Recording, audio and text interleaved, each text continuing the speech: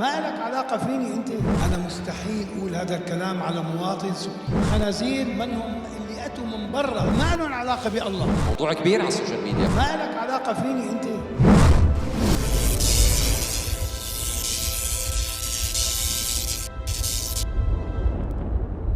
لحظة حقيقة وحلقة جديدة مع الأستاذ أحمد رافع بعد غياب عن الإعلام وقرار يمكن طوي صفحة اللقاءات وبعض التصريحات بعد الحملة يلي أنا ما حأتبنى أي صفة فيها. أكيد هو أخبر بهذا الموضوع. اليوم عنا بسينمازيكا أحمد رافع وبلحظة حقيقة معي أنا أيهم غانم. أهلا وسهلا فيكم ويسعد مساكم يا رب. خليني انطلق أنا معك بالأسئلة بموضوع اعتزالك للقاءات وقرارك بأنه أنا ما أبطل بلقاءات. شو السبب اللي وصلك لهي المرحلة؟ أنا ما أخذت هذا القرار، بس ما حدا عم يقدر ياخذ منك لقاء أستاذ. لأنه أنا ما بدي. أنا مو جاي على بالي أعمل أي لقاء أو أفتح ماضي. أنا إنسان بدي أحكي عن حاضر، عن مستقبل. بحب الحياة القادمة. الحياة الماضية ما بحب أرجع لها أنا. أستاذ أحمد، بس انطلاقا من حديثك ومن بداية الكلام يعني لوحظ نشر بعض المقالات وبعض التصريحات التي نسبت لأحمد رافع ببعض المواقع عن موضوع اللاجئين السوريين ونعتهم ببعض الألفاظ الغير لائقة. أنا حابب أفتح هذا الموضوع، حابب يكون في رد مباشر منك. هل هذا الحكي صح؟ هل كان في ألفاظ مو صح انقالت لأي مواطن سوري إن كان داخل بلد ولا خارجه؟ أول شيء بوجه تحياتي لكل المغتربين السوريين اللي بيهموني. مغتربين العرب على عيني وراسي، هن حبايبي واصحابي، بس بيهموني اولاد بلدي، اولاد وطني، اولاد كرامتي، اولاد شرفي. بيهموني كثير السوريين اللي انا ضيف عندهم من 48 لليوم. بس انا سوريا بتعني لي هي وطني الثاني بعد فلسطين. روي إلي من بعض مواقع انه انت قلت على بعض المغتربين او اللاجئين انه بالخنازير.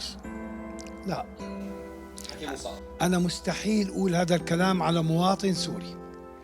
اثنين، أنا عنيت بالخنازير منهم اللي أتوا من برا وقابضين بالدولار ودمروا لي بلدي وقتلوا لي شباب الوطن ودمروا لي بيوت الوطن ودمروا لي الوطن، رجعونا 100 سنة لورا. هدول عنيتهم بالخنازير اللي ما لهم علاقة بالله.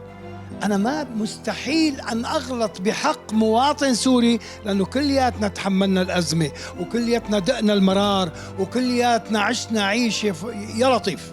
نتمنى ما تنعاد. وإذا كان أنا وصلت غلط لهالناس هدول، أنا بعتذر من كل مواطن غادر هذا الوطن باتجاه الغربة وبقول له أنا ببوس راسك وبعتذر منك. إذا كنت أنا قلت هذا الكلام بحقك، بس أنا ما قلته. ومع ذلك بقول للناس اللي هجروا هذا الوطن، عودوا إلى الوطن. الوطن بحاجتكم. نحن بدونكم ما بنعمل شيء، بدونكم ما بنقدر نصفق، بدونكم ما بنقدر نبني، بدونكم ما بنقدر نكون نحس حالنا سعداء، بوجودكم نحن أغنياء. أستاذ أحمد معلش اعذرني هون بدي أقاطعك. يعني أنت عم تطالب مثل ما نحن عم نطالب كل أهالينا، كل رفقاتنا، كل حدا عنده حدا مغترب. ما في عائلة سورية ما عندها حدا مغترب إنه يرجعوا. طيب نحن عايشين هون بقلب البلد وحضرتك موجود مواطن معنا وعم نشوف كمان الظروف الاقتصادية والأسعار ما لها بالأسعار السهلة. كمان بدي تعليق على هذا الموضوع من واقع الحال اللي نحن عايشينه. هلا الظروف الاقتصادية اللي نحن عم نعيشها الآن، يا أخي الدولة ما عندها عصا سحرية، ما عندها عصا سحرية. الله يكون بعون الدولة. نحن بنتكاتف نتعاطف مع وطننا مع دولتنا على عيني.